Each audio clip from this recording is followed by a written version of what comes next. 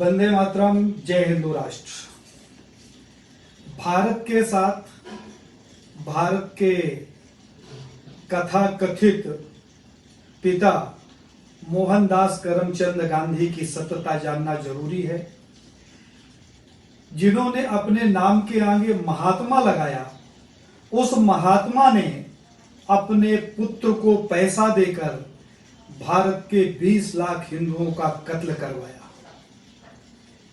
असल में मोहनदास करमचंद गांधी भारत के पिता नहीं, ये पाकिस्तान के जनक हैं, ये पाकिस्तान के अब्बा हैं, जिन्होंने पाकिस्तान का गठन किया, जिन्होंने भारत की पवित्र भूमि को चीरकर और पाकिस्तान को इस्लामिक राष्ट्र के रूप में मुसलमानों को स्वच्छंदता से रहने के लिए समर्पित कर दिया था।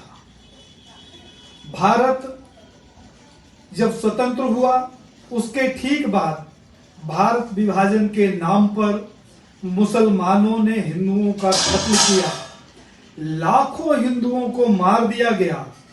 उस समय जब पाकिस्तान भूखा और नंगा देश था, उसके पास अपने खाने के लिए भी पैसे नहीं थे, तब हिंदुओं के कत्ल के लिए गोला बारूद और बंदूक की गोलियां खरीदने के लिए पाकिस्तान के जिन्ना ने मोहनदास करमचंद गांधी के ऊपर दबाव बनाया। मोहनदास करमचंद गांधी ने भारत से 55 करोड़ रुपए पाकिस्तान को दिए और उसी 55 करोड़ रुपए से पाकिस्तान ने हथियार खरीदकर 20 लाख हिंदुओं का कत्ल किया। क्या ऐसा व्यक्ति भारत का पिता हो सकता है? यह विचारणीय बात है।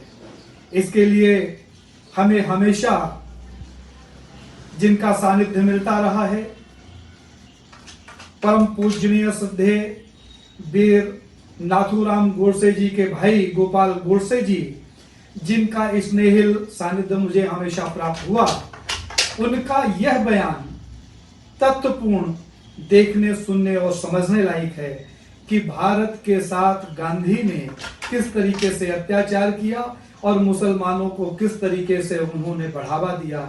आइए सुनते हैं गोपाल गोडसे जी का ये बयान। बंदीगृह से जैसे मैं बाहर आ गया, दोबारा 1 वर्ष के लिए गया, फिर भी बाहर आया, तो मन में एक भावना थी कि हम इतने लोग, 2 फांसी गए, 3 ने आजन्म कारावास काटा है, तो ये कांड हुआ कैसे और क्यों हो गया।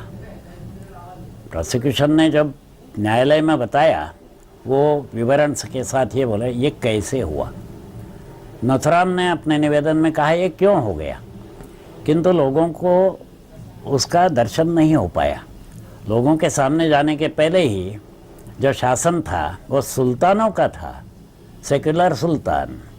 ये सत्य के बड़े विरोधी थे, क्योंकि गांधी की खोटी दुकान उन्होंने चलानी थी। तो इसलिए जो कारण दिए थे गांधी को क्यों मारा, ये सच होने के नाते उन्होंने उस पर प्रतिबंध लगाया। नथुराम का 110 पन्नों का ये निवेदन है। अभी मान लो नथुराम का स्टैंड ये था कि ये कारण थे और इसलिए मैं गया उधर और गोली से गांधी को मार दिया। क्षण भर मान लो, जैसे हम देखा करते हैं अधिक तौर पर, कि नथुराम यदि ये पैंतरा लेता, ये स्टैंड लेता कि मेरा इससे कुछ संबंध नहीं, पुलिस ने मेरे हाथ में पिस्तौल थाम दी, 2 साक्षी खड़े कर दिए और इन्होंने बोल दिया इसने मारा इसलिए वो बोल रहे हैं, मेरा कोई संबंध नहीं, और इस प्रकार का निवेदन वो नथुराम स्वयं 110 पन्ने के स्थान 220 पन्ने का देता, तो भी सरकार उसको धक्का नहीं लगाती, क्योंकि वह वास्तव में झूठ था। तो ये स्टेटमेंट सच था। गांधी के इस विषय में जो कुछ बात उसने कही है, उसको कहीं भी इनकार नहीं किया जा सकता था, क्योंकि सारे लिखित ग्रंथों में से है, उन्हीं के शब्दों में से है, उनके शब्द सुने हुए लोग भी उस समय जीवमान थे। तो ऐसी स्थिति में सरकार को ये पचना बहुत कठिन था। इसलिए उनके पास शक्ति थी, औरंगजेब की शक्ति थी, जहाँ हिंदुत्व का कुछ पक्ष देखे उसको दबाना, ये उनकी नीति थी। इसलिए वो पुस्तक को दबा दिया उन्होंने। तो मेरा एक विचार था, लोगों के सामने ये आना चाहिए, लोग स्वयं उस पर निर्णय करें वो ठीक था या अयोग्य था, वो लोगों की इच्छा, किंतु वस्तुस्थिति तो लोगों के सामने जाए। और ये प्रयास मैंने करना है, इस भावना से जैसे मैं छूट गया, मैंने प्रकरण के पीछे प्रकरण लिखना प्रारंभ किया। सौभाग्यवश एक सज्जन गवा बेहरे नाम के ऐसे मिले कि जिन्होंने अपनी मासिक पत्रिका में इसको प्रारंभ से मैंने धारावाहिक के रूप में मुद्रित करने का खाली आश्वासन ही क्या दिया, उसने अभियान चलाया वो, और वो प्रकरण के पीछे प्रकरण मुद्रित करते गए। 1.5 बरस ये उपक्रम चला, कोई 18 लेख प्रकाशित हुए, और फिर पुस्तक रूप में ये गांधी हत्या अणिमी, ये पहली बार पुस्तक लोगों के सामने भाषा की दृष्टि से, मराठी की, ये भाषा की दृष्टि से भी पुस्तक लोगों में बहुत ही लोकप्रिय हो गई। और सरकार ने कहा भाई इसमें सच बातें लिखी है, रोको इसको।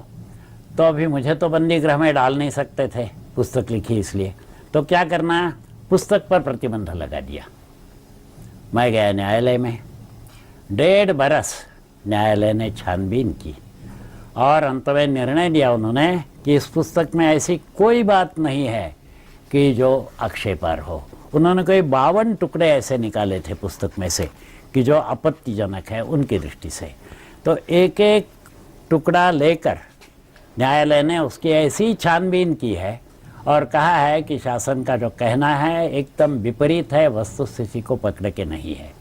और वो न्यायाधीश थे बाद में जो सर्वोच्च न्यायालय के मुख्य हो गए, वो चंद्रचूड़, उन्होंने लेखापित किया और इसका मैंने अंश अंत में दिया है।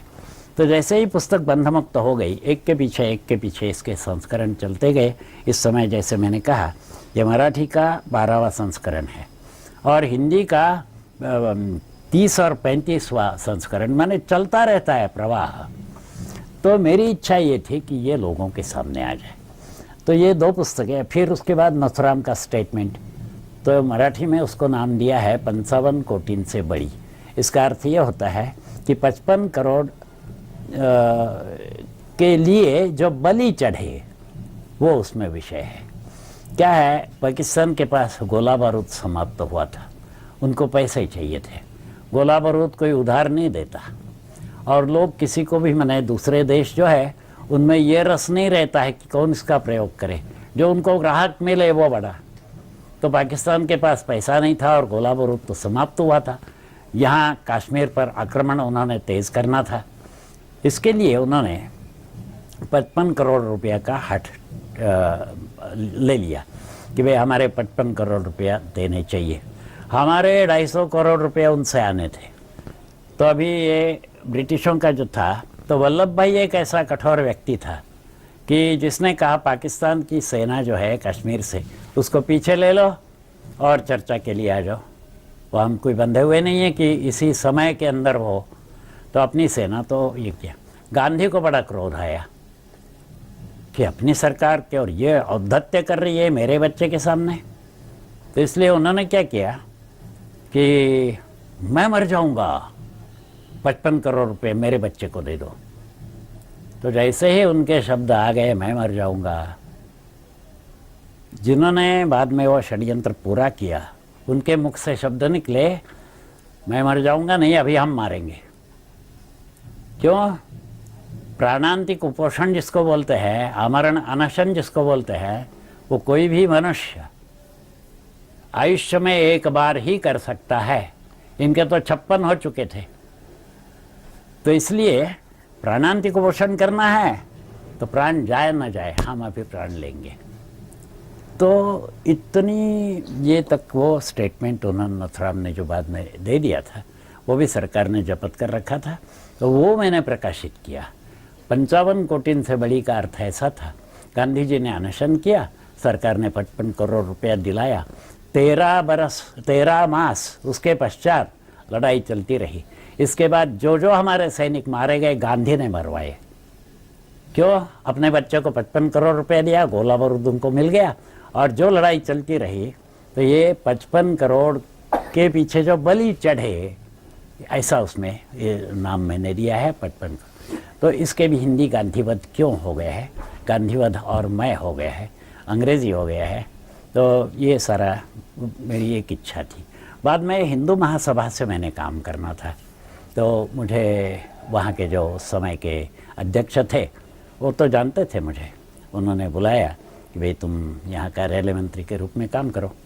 तो हमने फिर सोचा घर का क्या करे कैसा करे, तो सिंधु जी और मैं दोनों फिर 10 वर्ष लगभग हिंदू महासभा के कार्यालय में रहकर वहाँ कार्यालय मंत्री से लेकर उपाध्यक्ष पर्यंत के सभी पदों पर वहाँ काम किया।